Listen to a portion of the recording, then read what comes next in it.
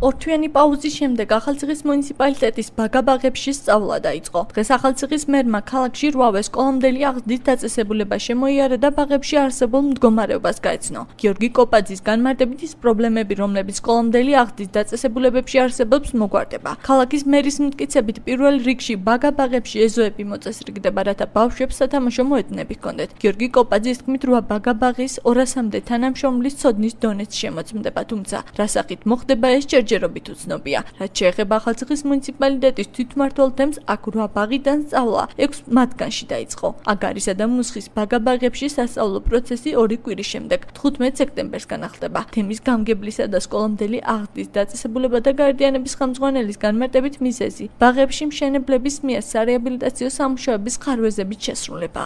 ჩემთვის მთავარი ამ მომენტში არის, რომ ის კადრები, რომლებიც აქ მუშაობენ, იყვნენ პროფესიონალები.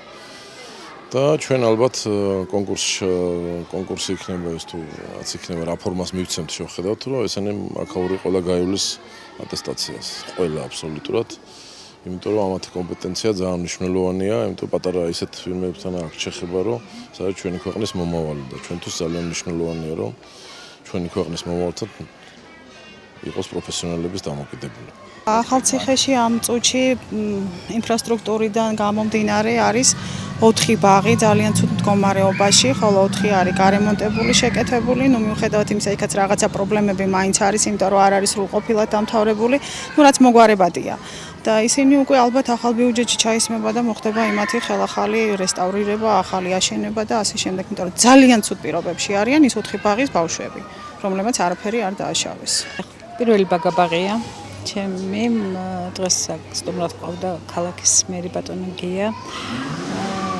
ჩვენთან გაკეთდა რემონტი, ნორმალური პირობებია იმისთვის რომ ვიმუშაოთ, მაგრამ რა თქმა უნდა არის რაღაცეები მისახედი. მე პირველ რიგში მერისთან მქონდა საუბარი რომ ეზოს მოპირკეთება და ეზოს გაკეთება საჭირო და შეგვირდა მერი რომ ჩადებს ამას აუცილებლად გეგმაში და განხორციელდება.